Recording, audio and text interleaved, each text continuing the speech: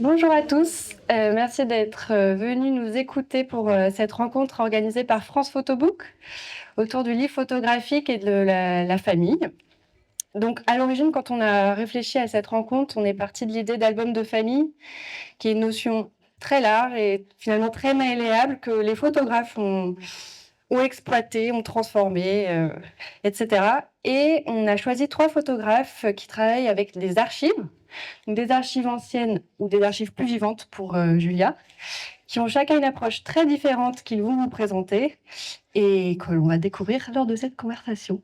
Donc nous avons d'abord Didier Bizet, qui est photojournaliste et cofondateur des éditions Révélateur, auquel tu as publié ce livre grâce à elle, que tu veux nous présenter maintenant, ou je fais le tour peut-être d'abord de chacun des photographes. Ouais. Ensuite, Julia Gatt, qui est réalisatrice et photographe, membre du collectif Solar à Marseille, qui annonce son ouverture ce soir, donc vous êtes invités. Et Rima Saman, qui est réalisatrice, artiste pluridisciplinaire d'origine libanaise et qui va nous parler de tout cela tout à l'heure. Donc Didier, tu veux nous présenter ton livre ? Donc je suis un photojournaliste avant tout, je ne suis pas du tout un photographe, on va dire plasticien. L'idée de la famille en fait m'est venue en fait d'une façon un petit peu tragique. L'idée de faire un livre sur la famille, en l'occurrence sur ma mère, c'était pas du tout prévu parce que je n'ai pas du tout une écriture dans ce sens-là. Je le répète, je suis un photojournaliste, donc je travaille pour la presse. Et au décès, j'ai envie de dire au décès de ma mère, le lendemain, en fait, pour en fait expliquer ou en tout cas réagir par rapport à un deuil, l'idée était de faire un livre en fait. C'est une façon, en tout cas pour moi, de traiter le deuil en image, en tout cas en réflexion. Et j'ai donc réalisé ce livre. Donc au lendemain du décès, je me suis dit qu'il fallait absolument que je fasse quelque chose pour que le temps passe, on va dire de manière un peu plus agréable. Et ma réaction en fait a été la suivante. Je me suis, on va dire, enfermé dans l'appartement de mes parents.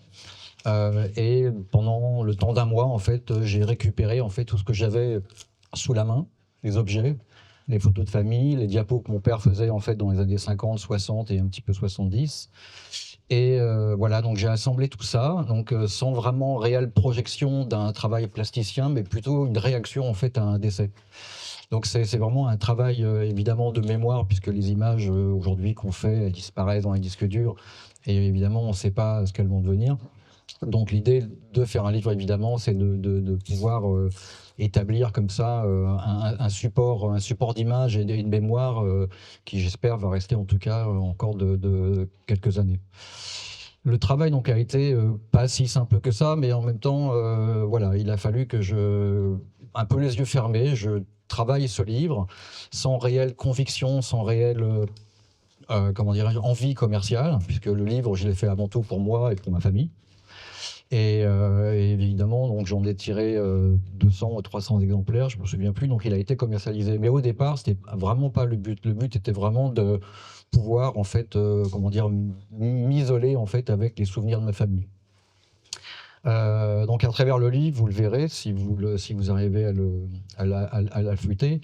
C'est, comment dire, il y a pas vraiment d'histoire, c'est vraiment de la cuisine.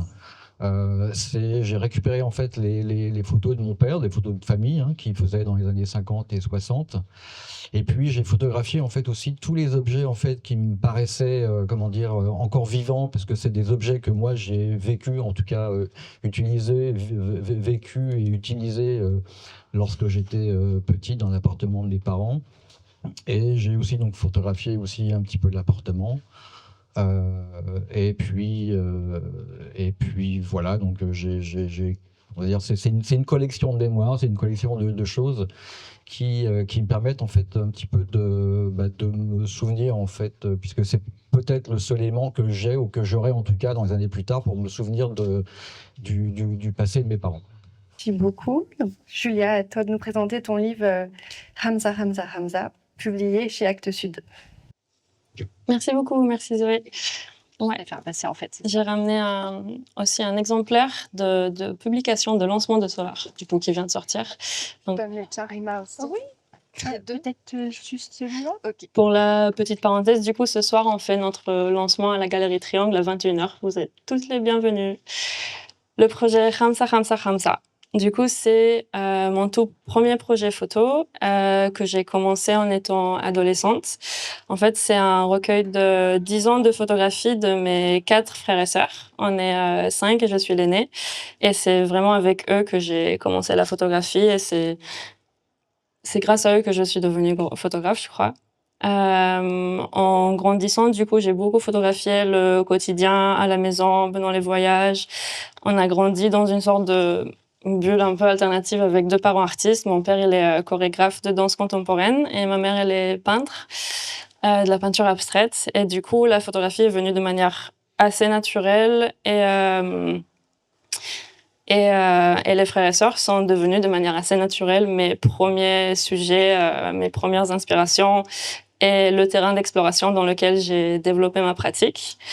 En 2022, du coup, j'ai sorti ce livre-là avec la collection 48 vues de Actes Sud, gérée par Géraldine Lay, qui est une super photographe aussi, et qui m'a aidé en fait à mettre en place une sorte de sélection par personnage. Donc, il y a un chapitre par frère et sœur. Vous avez Sarah, Nina, Michael et Jonathan. Et du coup, on les voit grandir. Au début du projet, Sarah, elle a 5 ans. À la fin, elle a 15 ans. Et les premières images sont prises pendant que moi, j'ai 15 ans. Et du coup, ça fait vraiment une sorte de boucle, de première boucle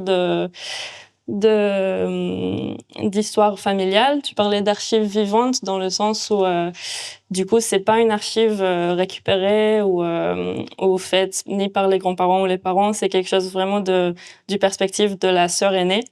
Donc un peu c'est entre deux avec les enfants mais aussi avec le regard un peu plus des pas des parents mais presque qui essayent avec l'accumulation d'images et de documentation, de garder une place pour cette bulle, ouais, dans laquelle on a vécu, dans laquelle on a grandi, qui n'existe plus, puisque du coup, à l'année où on a sorti ce livre-là, c'était aussi le moment où on a quitté la maison de famille, les parents se sont séparés, les frères et sœurs ont commencé à déménager dans différentes villes, etc. Et du coup, ça m'a permis un peu de faire de faire une sorte de pause, de reconnaissance pour tout ce chapitre qui vient de se finir, pour commencer un autre.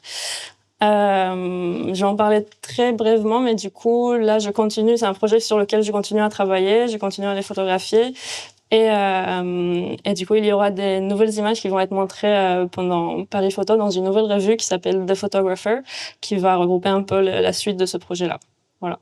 Du coup, au-delà de être imprégné dans l'art et la culture, en fait, on a grandi en école à la maison. Ça s'appelle la non-scolarisation. Et du coup, c'est une sorte de philosophie qui est vraiment basée sur les centres d'intérêt de chaque enfant. Ça a été fait comme ça parce que quand moi je suis née, on m'a d'abord mis dans la maternelle comme une enfant normale et j'ai vraiment pas aimé comme beaucoup d'enfants. Et quand les parents partaient le matin, je pleurais. Du coup, mes parents, en fait, pour eux, ça voulait dire qu'il fallait changer quelque chose et que ça pouvait pas rester comme ça. Et là, ils ont découvert qu'il y a quand même une grande communauté de familles qui pratiquent quelque chose qui s'appelle la non-scolarisation, qui est quand même pas évident parce que ça veut dire vraiment créer un curriculum autour des désirs de chaque enfant. Donc petit à petit, en grandissant, je me suis rendu compte à quel point c'est un truc de fou d'avoir vécu ça. Et du coup, ce livre, c'est un peu aussi un hommage à leurs efforts. Et c'est grâce à ça que du coup, j'ai pu commencer la photographie dès mon adolescence, avec des stages, par exemple, avec l'édition Filigrane et avec plein de photographes que j'aimais bien à l'époque. Et commencer la photographie en autodidacte, du coup, en pratiquant surtout avec les frères et sœurs, et puis petit à petit en faisant ma pratique. Merci beaucoup. Et donc, Rima, ton livre s'appelle L'amour se porte autour de cou, publié chez Filigrane. Et tu peux nous le présenter? Oui, alors, cette série est née, d'une manière, très impulsive. En fait, un jour, je me suis retrouvée à récolter les quelques photos, de famille que j'avais au fond, du tiroir, de mon bureau à Paris et j'ai commencé, à les colorier, avec une palette, graphique, et à passer beaucoup de temps avec, voilà, en travaillant dessus et ce qui m'inquiétait à un moment donné, parce que je suis cinéaste à la base et écrire un film, ça demande beaucoup, beaucoup de travail et au lieu d'écrire mes films, j'étais là à, colorier, mes photos de famille. Donc ça m'a un peu inquiétée et je me suis dit: «Mais pourquoi je le fais?» Après je me suis dit: «Bon, je vais pas passer ma vie à colorier mes photos de famille, sur quoi je me» parce que moi j'ai une formation de linguiste. J'ai arrêté une thèse en sociolinguistique arabe. Donc l'idée de corpus, elle est essentielle chez moi, en fait. Je me suis dit: «Mais, à quoi je limite mon corpus? Qu'est-ce qui m'intéresse le plus?» Je me suis dit: «Bah, je n'ai qu'à le limiter à mon père, ma mère, les 2 personnes desquelles je suis issue directement et leur fratrie et leurs parents». Donc voilà, et là je me suis auto-missionnée quand j'allais au Liban ou aux États-Unis ou ailleurs, à d'aller chercher dans les albums de famille, de mes frères, de mes tantes, de mes cousins, cousines, chercher, dans leur album, des photos de mes tantes, oncles, voilà. Parce que vous savez très bien qu'on trouve pas, des images de toute la fratrie dans un seul foyer. Il faut aller dans plusieurs foyers pour les récolter. Donc, je l'ai ramené ici, je l'ai numérisé, je l'ai rendé. Et j'aime beaucoup cette idée aussi que les photos me passent entre les mains et puis, je les ai, puis je les ai plus et une fois que je les ai chopées, bah, que je laisse mon empreinte dessus, en fait. Et pourquoi laisser mon empreinte dessus? Parce que moi-même, j'ai pas d'enfant, donc j'ai pas des photos comme ma mère avec mon enfant qui vient de naître ou qui a 1 an, 2 ans, 3 ans. Donc c'était une manière malicieuse de dire, que je suis passée par là, même si j'ai pas moi-même des photos avec mes enfants. Donc voilà, bon ça c'est une petite revanche, mais aussi parce que, la plupart, je me suis rendu compte que la plupart quasiment toutes les personnes de cette génération étaient décédées pendant mon absence, en fait. Elles étaient décédées au Liban. Donc il y a toujours cette histoire de culpabilité quand on quitte les siens, surtout en temps de guerre. Il y a une sorte d'abandon, il y a une culpabilisation énorme, un arrachement. Et donc c'était, aussi peut-être les colorier, c'était une manière de passer du temps avec eux, de leur dire que je les aime, même si je n'étais pas présente pendant toutes ces années. Et d'aller contre la nostalgie, la mélancolie qui m'a sûrement saisie quand j'ai pris la première photo du fond du tiroir pour la colorier. Parce qu'on ne fait pas ce type de travail si on n'est pas dans une sorte de mélancolie assez forte. Donc la couleur me ramenait de la joie à moi. Je passais du temps avec mes tantes, mes oncles, mes parents. Mais en même temps, des fois, passer autant de temps, c'est assez déprimant. Donc c'est la chose et son contraire, tout le temps, de travailler avec les morts, en fait. Donc en tout cas, ce que moi je sentais, c'est que mes morts étaient toujours avec moi, que je les aimais toujours autant et que je les aimais autant que les vivants et qu'il n'y a pas de raison pour les oublier, en fait. Mais ne pas rentrer dans l'autoflagellation, j'ai quitté le Liban, mes parents, machin. Vous voyez, donc je voulais aller contre ça. C'est aussi une manière de leur rendre hommage, parce que je suis d'une famille qui est super joyeuse, malgré toutes les catastrophes qu'ils ont traversées. Ils ont toujours eu le sourire, de l'autodérision et tout. Alors maintenant, c'est vrai aussi, à part le côté humoristique de ma famille, il y a aussi mes références, en effet. Mes références, elles sont d'abord cinématographiques. On va dire peut-être les premières, c'est le cinéma indien. Bollywood, que quand j'étais petite, j'adorais aller voir des films indiens avec mon père. Pour pleurer, pour sourire, voilà, il y avait toujours une joie dans ces films-là. Les gens il arrivait plein de choses horribles, surtout aux héroïnes, les femmes, bien sûr, parce qu'elles sont des victimes, voilà, idéales.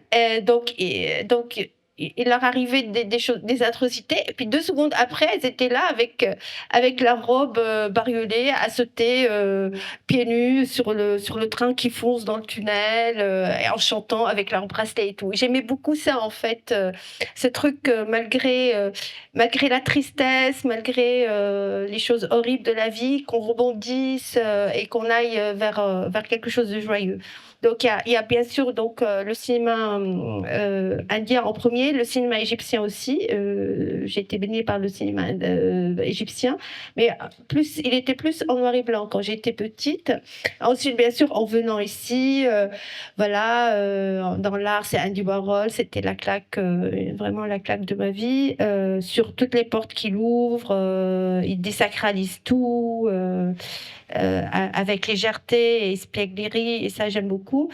Bien sûr, dans le cinéma, Jacques Denis, Demy, Almodovar, et puis aussi les couleurs pop, c'était les couleurs des femmes de ma famille, mais aussi c'est la luminosité du Liban, en fait, c'est la lumière du sud que je retrouve ici. Dès que je prends le train de Paris et que je m'approche du sud, j'ai les bananes jusqu'ici, je revis comme une fleur, c'est incroyable, vraiment les premières sensations de l'enfance, on les oublie jamais, en fait.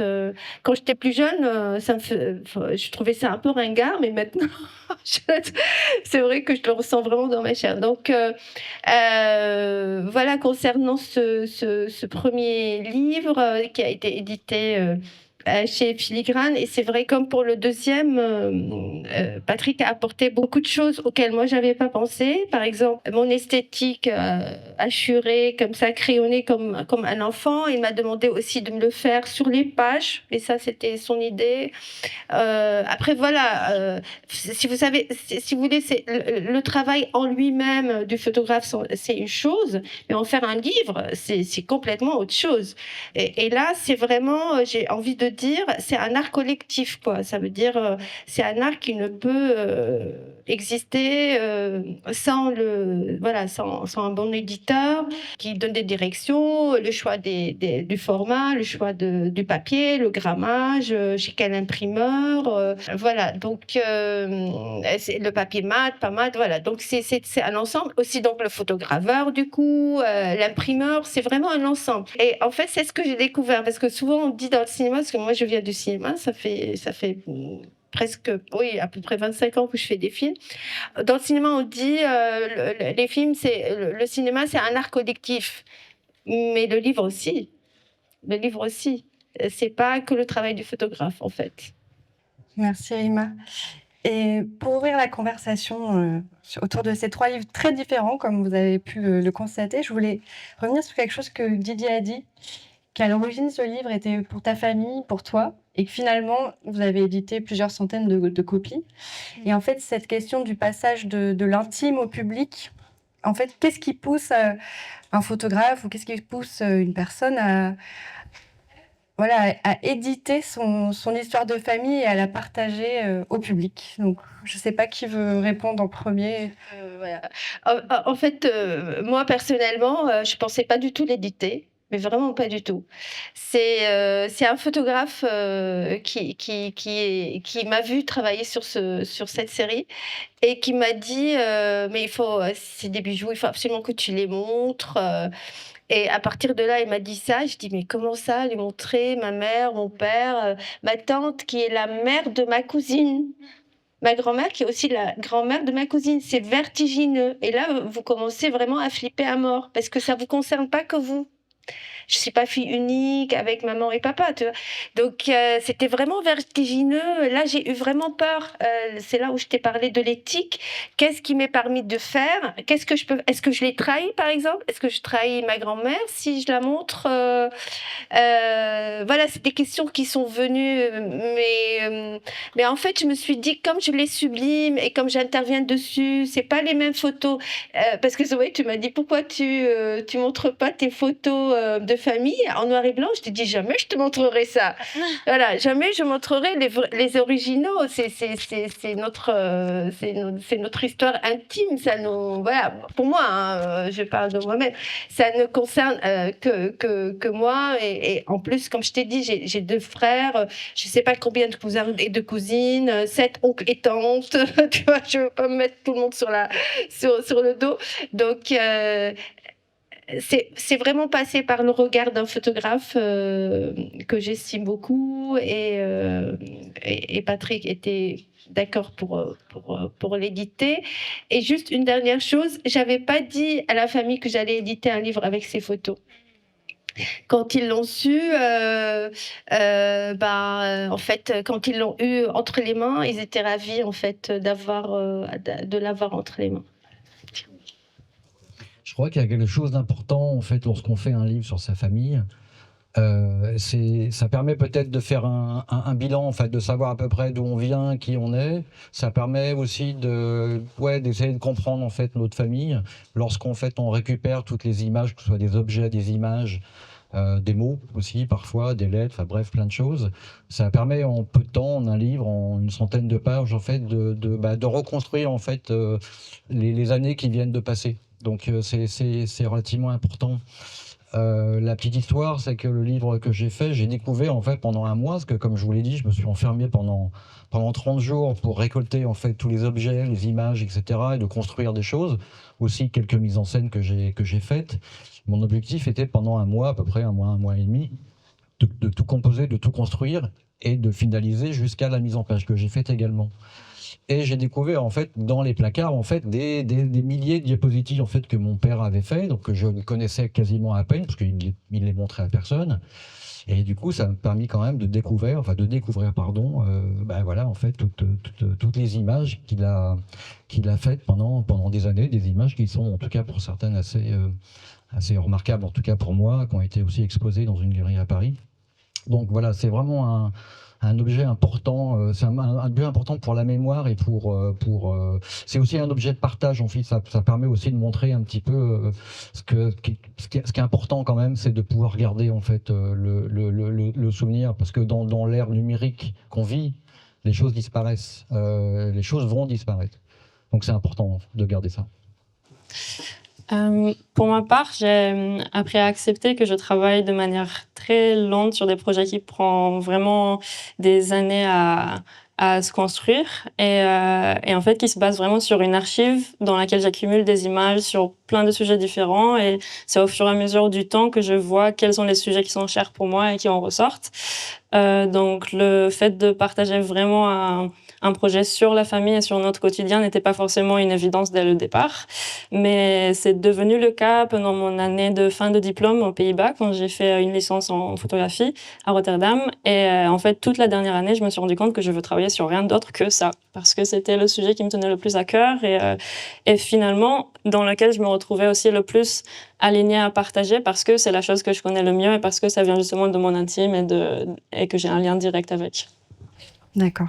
Et est-ce qu'il y a peut-être aussi une volonté, à travers ce regard d'un étranger, de chercher un sens qu'on n'aurait pas saisi, qu'on n'aurait pas vu, à travers, sans aller jusqu'à un geste psychanalytique, mais peut-être volonté d'avoir un nouveau regard sur cette histoire très intime et dans laquelle on a baigné et qu'on voudrait voir de l'extérieur?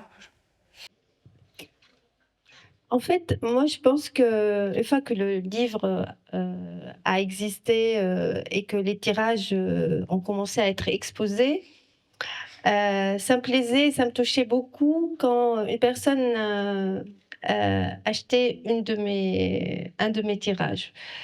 Parce que j'aimais beaucoup que ma famille aille dans toutes les maisons, en fait. C'est une histoire d'humanité. Moi, en fait, longtemps, j'achetais des photos anonymes dans les brocantes, et mon appartement était plein de photos anonymes. Et quand les gens venaient me voir, ils me disaient: ah, mais c'est ton nom? Le nom, je sais pas qui c'est. Voilà. Donc j'avais des hommes, des femmes, des enfants, mais personne n'était de ma famille en fait. Mais ce que je voyais en eux, c'est l'image de l'humanité en fait, le visage de l'humanité, c'est tout. Ils étaient beaux, la photo était belle. Et donc, je reviens par rapport à ce que, voilà, donc que mes parents ou ma famille aillent dans les maisons des uns et des autres, je trouve ça très beau que d'autres les accueillent. Et c'est une manière aussi pour moi de leur donner une seconde vie. Ils ont vécu au Liban, d'accord, ils sont passés par le ciel, et après ils sont aux États-Unis, en France, je sais où, voilà. Donc, mais c'est plus comme ça en fait, et que les gens voient dans ma famille la leur. La leur, mais vraiment, comme moi, j'ai vu dans la leur, comment on dit, j'ai vu la mienne dans la leur. Voilà, c'est ça. Pour ma part, non, en fait, pas spécialement, puisque je le répète, en fait, ce livre que j'ai fait, il était avant tout pour mon deuil. Donc, mon deuil n'appartient qu'à moi. Donc, l'idée, en fait, de pouvoir aujourd'hui peut-être partager ces images, pourquoi pas. Mais maintenant, ce que je vois à travers mon livre, c'est pas forcément en fait l'histoire de ma famille qui peut-être n'intéresse pas spécialement beaucoup de monde. Mais par contre, ça reste peut-être un certain, finalement un documentaire en fait à travers les images de mon père qui commencent dans les années 50 jusqu'au fin 60, début 70. Et c'est vraiment un documentaire sur une famille typique française des années 60, un peu catho, un peu machin, les pique-niques en montagne, etc. Donc pour moi, en tout cas, c'est plutôt ça. Enfin, c'est la façon dont je le vois. D'accord. Pour moi, il y a deux choses. Je crois déjà de base, les photographes qui me touchent beaucoup, c'est justement des photographes qui travaillent avec leur famille où tu vois vraiment le lien très fort au sujet. Je pense à Julien Magre, aussi à Davy, ce genre de projet. Donc je pense que c'est quelque chose qui me touche énormément, le fait de voir ce lien en fait entre que la présence du photographe est très claire dans la relation avec le sujet. Et après, en particulier avec ce projet-là, il y avait toute la question sur la philosophie d'éducation, en fait, qui n'était pas forcément évidente, et qu'en général, quand je montrais les images, il y avait pas mal de questions qui venaient par rapport à ça. Donc, en fait, je pense que le projet, pour moi, a permis aussi de montrer une sorte d'exemple d'une enfance alternative d'une certaine manière pour créer un peu plus de dialogue sur l'éducation en général, sur comment on traite l'enfant dans ce monde, etc. D'accord. Et Rima, tu évoquais la question éthique et je me demandais, Julia et Didier, si vous, c'est une question aussi qui vous a traversé. Comment s'est passé le choix des images? Est-ce qu'il y a eu un dialogue avec le reste de votre famille? Est-ce que c'est que vous avez fait seul et après vous leur avez fait relire? Je ne sais pas. Enfin, j'étais curieuse du processus de sélection des images. Non, personnellement, moi, j'ai travaillé tout seul. Le choix a été assez rapide, radical, parce qu'encore une fois, c'était pas dans la projection de faire un livre plasticien entre guillemets ou un travail artistique. Non, c'était vraiment un étalage de mes souvenirs à travers, enfin, imprimé sur des pages. Et donc le choix d'editing ne m'appartient qu'à moi. Par contre, oui, il y a des images. En tout cas, il y a une image qui peut surprendre. C'est ma mère dans la boîte, j'ai envie de dire, voilà, avant qu'on l'enterre. Donc c'est une image, voilà, que j'ai absolument voulu mettre, qui n'a pas été sincèrement appréciée, en tout cas par certains membres de ma famille. Mais en même temps, c'est comme ça, hein, au Brésil, on danse lorsque les morts, lorsque les gens disparaissent. Et en France, on se cache. Donc non, j'ai voulu vraiment montrer en fait la mort telle qu'elle est, quoi, lorsqu'elle arrive. Pour moi, c'était vraiment une collaboration avec les frères et sœurs. En fait, au départ, c'était pas non plus prévu d'être un livre, mais il y avait toujours cette idée de faire de la photographie ensemble. C'était une sorte d'activité entre nous à la maison. Et puis, petit à petit, c'est devenu une volonté plus consciente d'en faire mon métier. Mais du coup, c'est le fait que ça a été quelque chose qu'on faisait ensemble faisait qu'ils étaient très impliqués quand même dans les décisions, dans les choix. Et puis, toutes les images ont été validées avec eux et presque choisies avec eux. Et souvent, je leur demande des conseils sur mes projets parce qu'ils se connaissent bien quand même. Donc, voilà. Et par rapport, excusez-moi, par rapport à l'editing, moi je l'ai pas fait seule. Hein. L'editing, j'étais incapable. Je l'ai fait avec Patrick, bien sûr, qui a une expertise beaucoup plus intéressante que la mienne. Donc non, après pour le livre, je parle vraiment pour le livre, l'editing, moi ça s'est fait avec Patrick, le rythme, tout ça, le choix des images, parce que j'en ai travaillé beaucoup plus, puisque je vous ai dit, c'était obsessionnel pendant des années. Donc j'en ai beaucoup. Donc voilà, l'editing proprement dit pour le livre, c'est Patrick Lobescon. Et est-ce que quand vous avez commencé ce travail, vous aviez tout de suite en tête l'idée d'une publication, du format livre? Je- Moi, oui, c'est arrivé tout de suite. En fait, le lendemain du décès, voilà, j'étais évidemment dans une panique émotionnelle et voilà, chacun a sa manière de le faire. Il y en a qui vont s'enfermer, il y en a qui vont repartir, bref. Et moi, l'idée, c'était de pouvoir mettre tout ça sur du papier, donc de faire un livre, oui. Donc voilà, j'ai tout de suite commencé à photographier, à chercher, à mettre en scène, à récupérer, à archiver, enfin archiver, comment dire, à éditer l'archivage et tout de suite de mettre en page également. Donc au fur et à mesure, je shootais, je mettais en page, j'essayais, etc. J'ai un petit peu écrit. Et en un mois et demi, le bouquin était fait. Mais en même temps, j'étais comment dire, il fallait que je fasse ça très vite. Voilà, c'était le deuil, fallait qu'il se passe assez vite. Donc le travail était fait en un mois et demi, réglé. Alors pour le coup, non, ça a été très différent. Les toutes premières images dans le livre datent de mes 15 ans, donc j'avais pas du tout en tête que dans 10 ans j'allais faire un livre. Mais c'est plutôt qu'après 10 ans, il y avait cette réflexion en fait, cette sensation que c'est un projet que je vais continuer toute ma vie, même quand ils ont leurs propres enfants, etc. Et que là, j'avais vraiment besoin de faire une sorte de pause pour pouvoir passer à autre chose, pour commencer d'autres projets. Et du coup, c'est là que l'idée du livre avait le plus de sens pour essayer de commémorer un peu ce premier chapitre. Oui, moi, c'est un peu, ouais, comme Julia, à moins de temps, hein. Moi, ça s'est étalé sur 5 ans. Moi, l'urgence était en effet dans le geste, mais je savais pas pourquoi je le faisais, contrairement à toi. Mais je comprends très bien qu'on soit dans une urgence de vraiment tout de suite, faire le travail à faire, qu'on a à faire.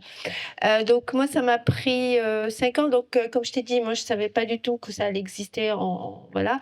Et je l'ai pas cité tout à l'heure, mais bon, quand même, donc enfin, si j'ai démarré ce travail, c'est vraiment grâce à Bernard Plossu qui m'a beaucoup, beaucoup, beaucoup donné confiance par les quelques phrases qu'il m'a données, en me disant vas-y, c'est super beau, il faut que ce soit édité, il faut que ce soit vu. Donc voilà, c'est vraiment grâce à Bernard Plossu. Ensuite, donc, une fois qu'on a dit ok, ça va être édité. Là, il y a eu un autre travail pour le livre parce que Patrick Lebescon m'a fait faire des choses que j'avais pas fait pour le livre. C'est-à-dire l'objet livre m'a poussé aussi à travailler, à faire un travail supplémentaire pour le livre. Voilà. Et est-ce que vous avez déjà présenté ou imaginé présenter autrement ces images, par exemple à travers une exposition, qui finalement est une nouvelle manière de partager cette histoire très intime et de la confronter à un public?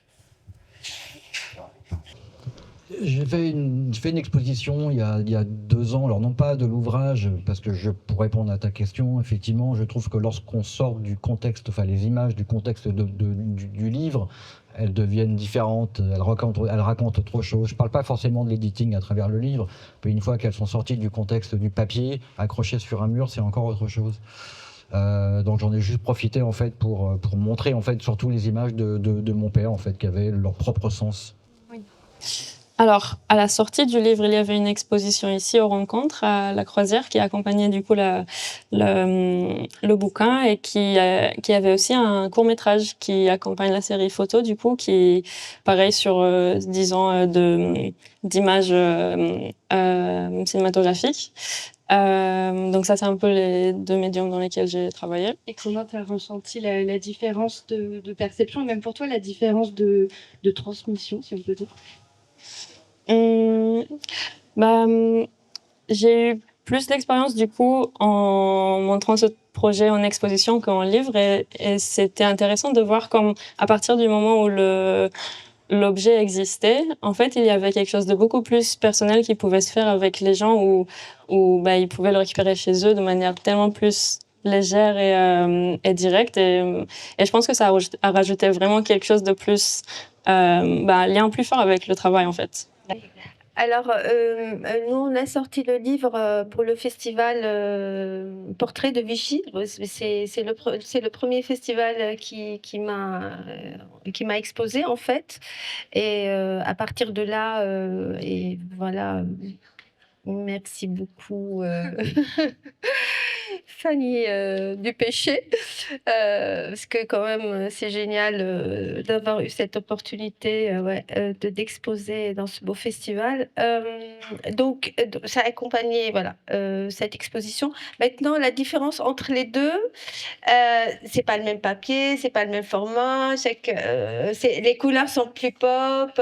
Oui, ça veut dire vraiment le même. C'est pour ça que je vous ai dit que, si vous voulez, bon, le livre, c'est un art collectif qu'on ne fait pas seul, mais les tirages aussi, mais ça se fait avec d'autres personnes, avec mon tireur, Vincent Chéron de Cadre en Scène, le choix du papier, voilà. Donc ensuite, avec la galeriste, on pense on peut dialoguer sur les formats parce que moi c'était ma première série, les formats, le type d'encadrement, bord, pas bord, quel type de cadre. Vous voyez, à chaque fois, on se fait accompagner quand même. Quand on a la chance d'être accompagné, c'est super parce que chaque personne vient avec une expertise. On peut pas avoir, je sais pas ce que vous pensez, mais c'est dur quand même de régler plein d'histoires tout seul, quoi. Ne serait-ce que le format, le papier, bon voilà. Donc si on est accompagné, c'est super. Et moi, si vous voulez, c'est pas le même rapport parce que le livre, c'est facile, les gens l'emportent dans leur bibliothèque. Mais un tirage, c'est un engagement. Ça veut dire si quelqu'un adore ce que vous faites et s'il l'acquiert, il devient un membre de la famille, en fait. Tu vois, il devient un membre de la famille. Quand il a le livre aussi, voilà, il a ton album, mais c'est pas pareil, c'est pas le même engagement de l'autre. Ouais. Oui. Et tu as fait un film aussi? Oui, alors cette série L'amour se porte autour du cou, comme j'ai passé beaucoup de temps à les colorier, ça m'a rappelé toutes les histoires, tous les récits de famille que j'ai entendus dans mon enfance. Donc du coup, j'ai fait un film hybride qui s'appelle Dans le cœur une hirondelle. C'est un film à la croisée de plusieurs genres. C'est un film qui dure 1h30. Où il y a plusieurs régimes d'images, des archives que je contourne aussi, un travail vraiment pareil de titan en fait. Je travaille photogramme par photogramme, voilà. Voilà. Et c'est un film du coup, comme c'est de l'image animée, c'est un film vraiment avec une trame narrative, avec des rebondissements narratifs, avec une évolution. Et c'est un film sur les mythes familiaux, sur les mythes et les légendes familiaux et sur leur rôle et leur fonction. Donc c'est toujours cette histoire de représentation identitaire, comment on se représente et comment en fait on est fait de récits. On n'est fait que des récits, en fait. Et un récit, ça porte son nom. C'est un récit. Ça veut dire c'est des verbes, c'est des sujets, c'est des adjectifs. Et chacun s'approprie ces verbes, les change un peu, les tord un peu. Et les récits ne sont jamais identiques d'une génération à une génération, ni d'une personne à une personne. Et il faut le savoir, en fait. Et c'est un film qui me tenait beaucoup à cœur à une époque en France où il y avait beaucoup de rigidité communautaire. Des retours à la source, mais bêtes et méchantes en fait, et des replis. Et voilà, donc c'est un pied de nez à tous les films de retour à la source très simplistes pour moi. Voilà, et donc c'était beaucoup de travail, mais je me suis aussi beaucoup éclatée en le faisant. Et pour revenir au format livre, Rima, quand on en avait discuté, tu m'avais parlé comme influence de Sophie Calle qui brouille les frontières entre la vie privée et l'œuvre. Et je voulais savoir, vous aussi, si vous aviez eu des influences, de quoi vous vous étiez nourri quand vous avez pensé ce livre, que ça soit des influences voilà, chez d'autres photographes ou des choses plus vernaculaires comme des albums de famille. Voilà, je voulais savoir.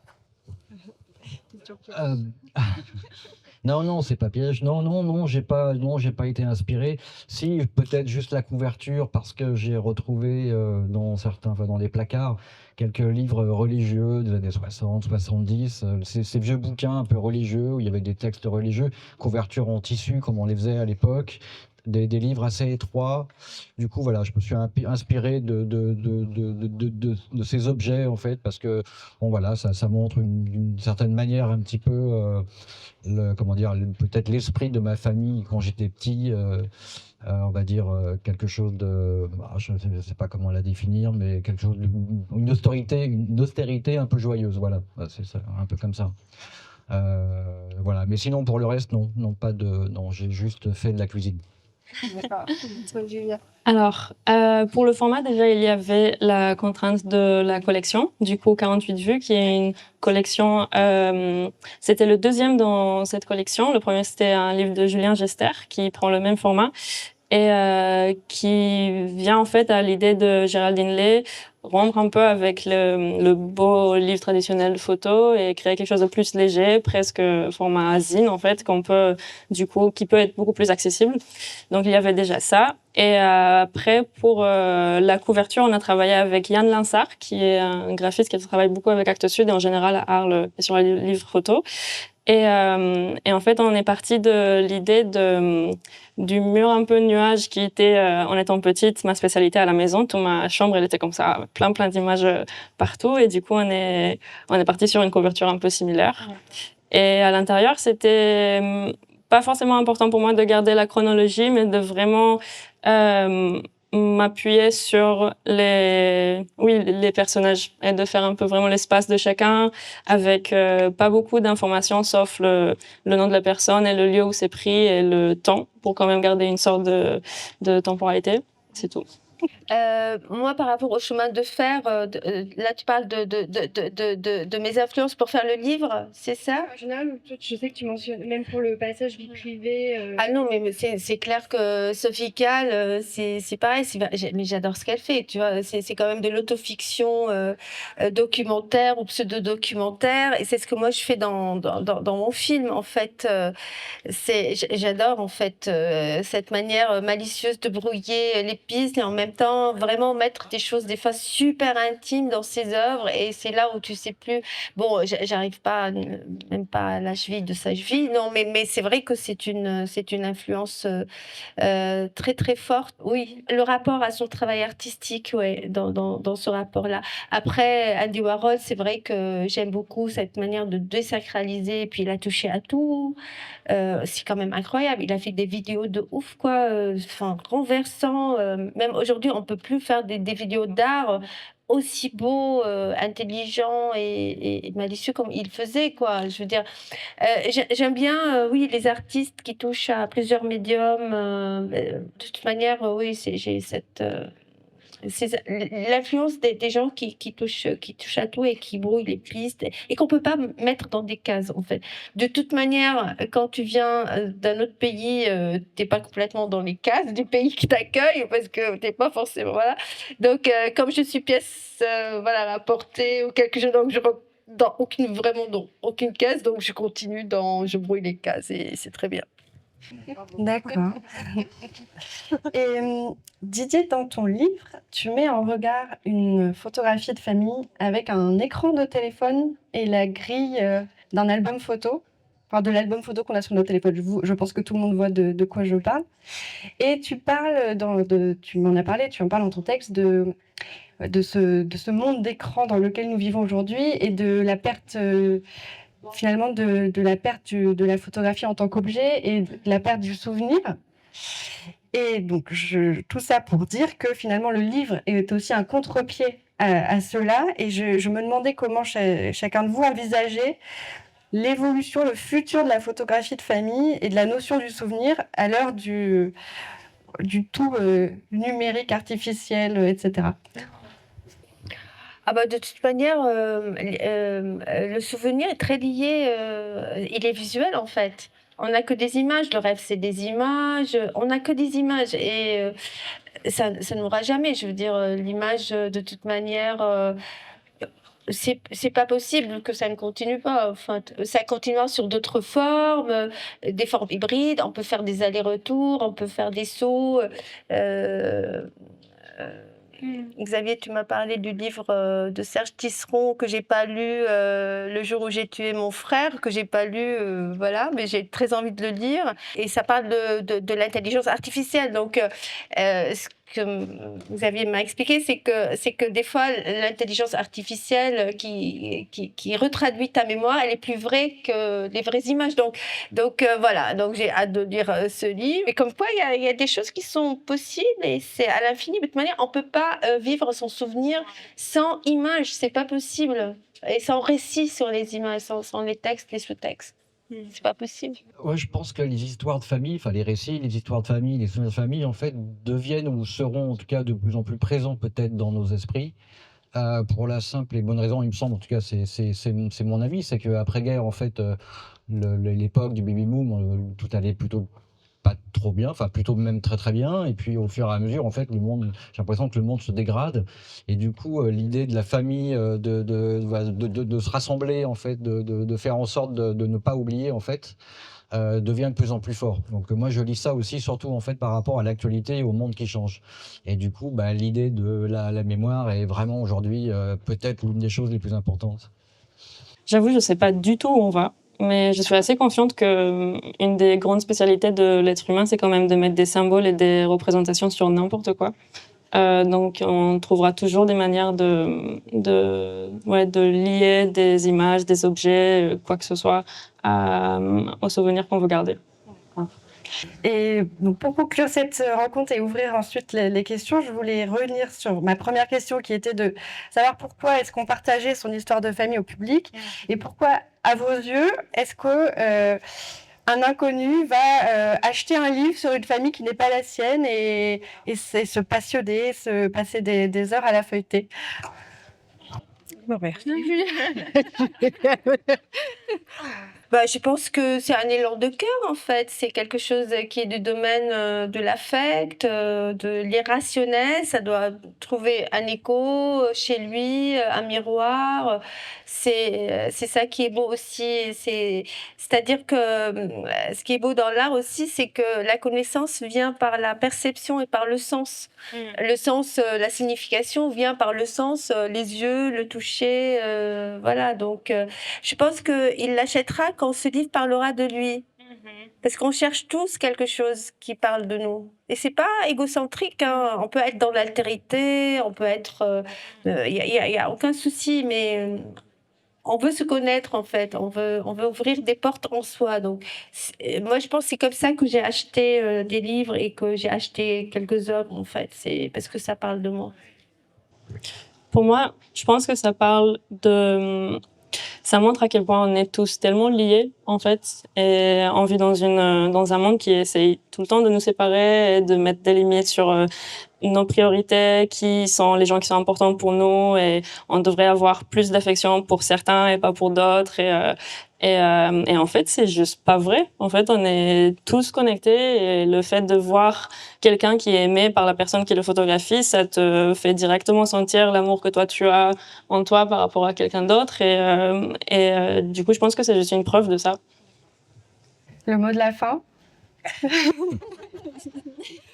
Non, j'ai du mal à répondre à la question parce que, en fait, tout dépend du contenu du livre, tout dépend du sens des images et évidemment du récit. Mais c'est vrai qu'en ce qui me concerne par rapport évidemment à mon livre qui est un décès, enfin qui part d'un décès, le partage n'est pas forcément évident. Donc l'acte d'achat, voilà, d'un livre qui parle du décès, il est pas facile. Non, alors peut-être que je sais pas, non, il est pas facile. Merci beaucoup à tous les trois pour cette plongée dans ces histoires. Et je voulais savoir s'il y avait des questions parmi l'assemblée. Didier Bizet qui dit qu'il y a des gens qui n'étaient pas contents dans la famille de voir Jeanne dans la boîte, mais il devrait leur donner les photos et faire racontez-moi une autre histoire. Et au passage, il y a quand même un truc en feuilletant le livre. Il y a une bonne sœur qui se promène, on a bien envie que vous l'exploitiez. Je ne sais pas quelle est cette icône qui hante votre famille, mais elle apparaît 2-3 fois, on se dit celle-là elle doit être porteuse de quelque chose dans la famille. Et la dernière pour Rima, si je donne les photos de ma famille, de mes parents, tu peux me les colorier ? Non, mais ça, j'adorerais faire en fait. Je l'ai fait pour une personne aux États-Unis, pour sa maman. Elle m'a demandé pour sa maman. Ouais. Mais ça, j'adorerais faire, oui.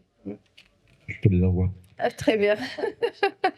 La bonne sœur, ouais, bah, c'est une tante qui traînait là. Enfin, quand j'étais petit, je la voyais, je comprenais pas ce qu'elle faisait là. Elle est habillée tout en noir. Elle explose par moment, elle prend toute la scène. Tout le monde est en train d'écouter la bonne sœur. Je sais pas ce qu'il racontait. Je sais pas. J'étais tout petit, je sais pas. Merci tous les trois déjà. J'ai une question qui m'est venue en écoutant Didier, mais qui je pense s'adapte à tous les trois. C'est que quand on parle de ces sujets-là, que ce soit, enfin, c'est un lien, tous ont un lien avec la famille, mais on parle du deuil dans certains cas, etc. C'est des sujets qui sont hyper personnels et hyper sensibles, surtout que dans certains cas, on exploite des photos qui sont pas les nôtres, mais des photos de personnes qui étaient peut-être pas vouées à arriver dans les mains d'autres personnes. Ma question, c'est un peu comment, dans ce cas-là, quand est-ce qu'on se sent prêt à partager ces images-là, c'est-à-dire être quelque part dépossédé de cette histoire-là, enfin, dans un sens, hein, ou est-ce qu'on se sent jamais prêt et on accepte juste à un moment donné de construire quelque chose autour de ça, quoi. La vocation, en tout cas, de mon livre, n'était pas de le montrer au départ. En tout cas, n'était pas ni de le vendre, ni de le partager. Je l'ai fait pour moi, pour ma famille, pour mes frères et sœurs. Point barre. Donc après, si je peux le partager, si les gens peuvent l'acheter, et puis s'ils peuvent en profiter, très bien. Mais au départ, l'idée, non, était vraiment pas de le partager. Enfin, c'était pas la vocation du bouquin, vraiment pas. En tout cas, c'était pas son objectif. En tout cas, pour le mien. Moi, comme j'ai dit tout à l'heure, c'était assez vertigineux en me posant des questions éthiques. Est-ce que ma grand-mère ou ma tante serait d'accord, voilà. Mais une fois que j'ai dépassé, bon, enfin, ça m'a pris quand même quelques mois pour dépasser cette problématique-là. Je me sens pas dépassée. Pourquoi? Parce que, en fait, moi, je sublime ces photos. J'interviens dessus. Donc, c'est pas les photos. C'est pour ça, Zoé, je te dis, les photos de famille, vous les verrez jamais. Vous ne verrez jamais les petites photos en noir et blanc. Donc, dès qu'il y a une intervention, parce que moi, ce qui m'intéresse, c'est de transformer le réel, en fait. Ce réel-là, moi, je le détourne et je l'augmente, voilà, ou je le diminue d'ailleurs. Donc, je me sens absolument pas dépossédée. Après, il y a l'idée du prix du livre, en fait. C'est assez important, en fait, par rapport à un livre qui raconte le décès de quelqu'un. Un livre à 40 balles qui raconte le décès de quelqu'un, c'est bizarre. Enfin, il y a un truc qui me gêne, moi, dans la vente d'un livre qui raconte le décès de quelqu'un. C'est compliqué, quoi. Enfin, on peut pas vendre un bouquin comme ça. Je sais pas. Moi, ça me paraît très bizarre. Je pense que pour moi, le partage a toujours fait partie de l'acte, je crois. Pour le coup, c'est vraiment les images de famille qui sont montrées. Donc, c'est vraiment des moments de notre quotidien très intimes. Mais je pense qu'on a un peu grandi avec une philosophie aussi très ouverte sur le monde. Et dans ce sens, ça n'a jamais trop posé problème ni pour eux, ni pour mes parents. Puis, si j'ose, parce que je vais rebondir sur ce que tu viens de dire, parce qu'en fait, n'oublie pas que c'est une image, en fait, c'est pas la personne. Mais là, c'est en même temps, moi, quand je l'ai colorié, c'était la personne. Ouais. Je passais, c'est-à-dire son image, l'image de ma tante était ma tante. C'est pour ça que je voulais passer beaucoup de temps avec elle. Elle était, voilà.